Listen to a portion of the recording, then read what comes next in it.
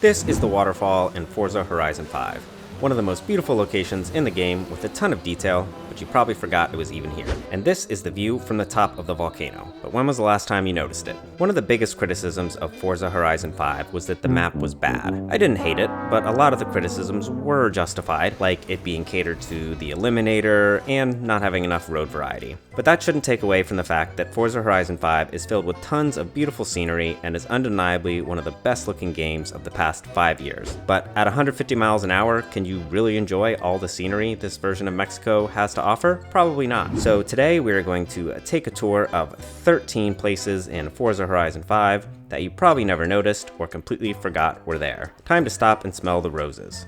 Or petrol, I guess. We are going to start our journey at one of my favorite places, the waterfall. This has to be one of the most peaceful and beautiful places in the entire game. I mean, look at those flamingos flying off. You probably haven't even noticed them since you played the intro. Flamingos! Now, the waterfall itself doesn't have the most detail, but it's still quite an achievement for a racing game and is one of my favorite places to take photos of cars.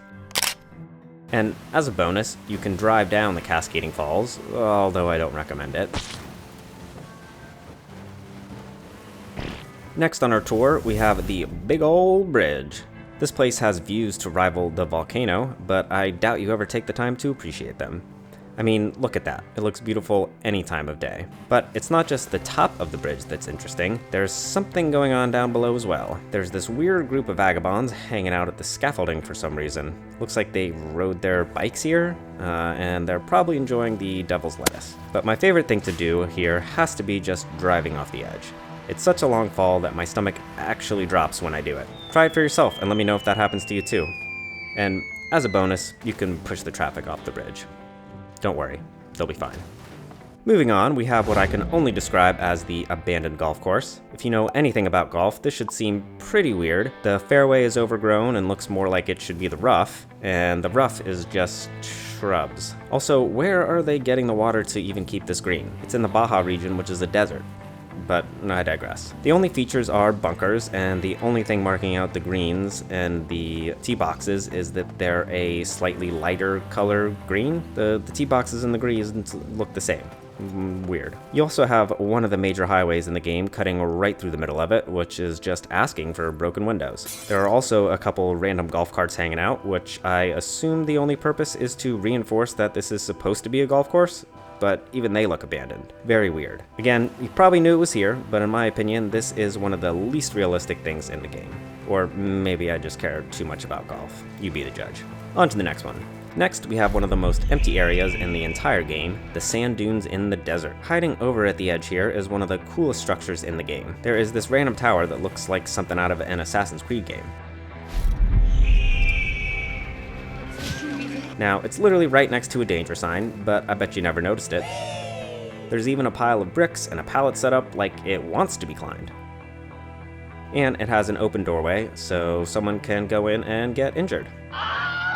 But focusing back on the dunes themselves, they may be empty, but that makes them a great place to go during a skill song to rack up skill points, since there's nothing to run into, as long as your jumps don't get too out of control. Okay, moving on, we have this random assortment of beach cabanas with what looks like a restaurant, I guess?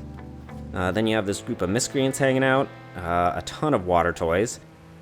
There are even 3 volleyball courts set up complete with flags to mark the boundaries. Why are there flags here but not on the golf course? Like, they obviously have the flag technology. Also, where are all the people to use this? There are like 5 houses nearby. It's a beautiful spot, and I would love to vacation here, but it's basically in the middle of nowhere. Oh, and you can drive through everything to ruin everyone's vacation if you so choose, although by the looks of it, there aren't many people to get upset by it. Next up, we have the first location on our tour that the developers did not expect you to go. If you travel to the far northwest corner of the map, you will get to a little river delta, and there's nothing here to discover. I love this because it's still part of this beautiful version of Mexico that they have created, but why would you ever come up here? If you go down to the coast and drive into the water in the wrong spot, you get sent way back to the road. Boy, is that punishing. It's not exactly a short drive out here.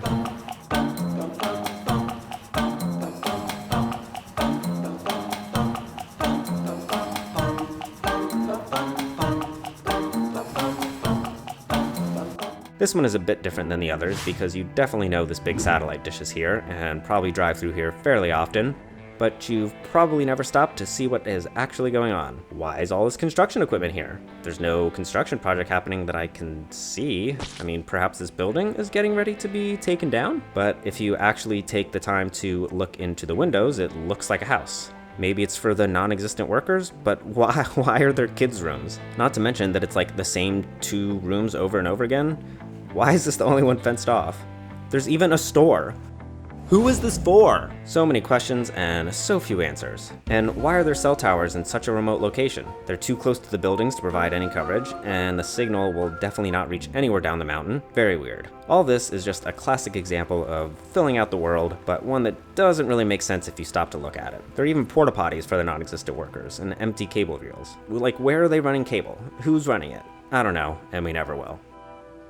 If you go to what I think is the Salt Flat, I guess, on the map, and drive north, there is a really long valley that goes nowhere. Why is this here? Literally just for one fast travel board hidden way back here. I love this one because it's a fun little drive up here, and it feels kinda like a secret, which I guess it is. It even feels like the physics break a little bit when you get to the end and try and drive up this hill here. I mean, look at this. Good, good, good. No. You essentially lose all control and you get forced back down. As soon as it kicks you back down far enough, you can regain control of the vehicle and try again. Is this important? Absolutely not, but it's one detail most players will probably never experience. This isn't the only place where this happens either, as we'll see in a bit. I mean, unless you're a completionist looking for all the bonus boards, you would never come up here, and for those of you that did get this bonus board, have you ever been back?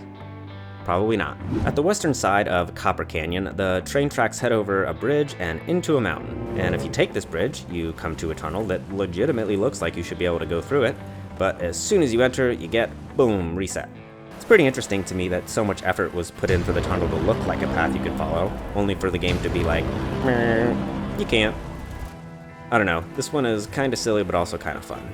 And if you try to drive around the other side, you'll notice that there are no tracks coming out the other side of that tunnel. Now, this is one you definitely drive through all the time, the tunnels of Guanajuato. Hold on, I'm gonna get it. Guanajuato. There we go. If you look up in the gaps, there's actually a lot of detail, including people on balconies to, I guess, watch the races. I mean, there's a lot of people. There are also sidewalks and benches for the bus stops, but of course no one around to use them, except for the people on the balconies. But you can also see into some of the buildings and get a great view of some ceiling fans. And what the hell is going on with this fountain? Is this just my game, or has this always been like this? Please help. There's even yellow paint on some of the curbs, insinuating that you can't park there, which implies that there are areas in the tunnels you could park since they don't have yellow paint, which seems rather dangerous if you ask me, but hey, details. Like, imagine if there was a car parked here and you came flying around the corner. This next one is unique because it's a bigger area than the rest of the places on this list and actually serves a purpose. Talking about this river that marks the northeastern boundary of the map. You can essentially drive almost all the way into Copper Canyon, where there are nice canyon walls to keep you from going any further north, but I want to talk about the area closer to the ocean. This is another area you are not supposed to go, but it looks rather enticing. Further up, there is also the same broken physics that keeps you from going any further, just like the valley from before. Up, up, up. Nope. I think this next one is probably one of the most underrated areas in the game, Tulum, and there are a lot of fun little details. For example, it's kind of set up like a little tourist trappy, like I imagine it probably would be in real life, but there's a parking lot with spaces that are way too big, and then there is a second parking lot with a food truck and a little cabana that I guess the food truck owner lives in. Then there's all these parked golf carts that you would use to drive around the ruins, I suppose, but it's the ruins themselves that are the coolest thing to me. They are actually pretty true to life. I mean, could you imagine living in this paradise thousands of years ago? There are definitely worse places to be. Like, imagine England at the same time, just gray and rainy all the time.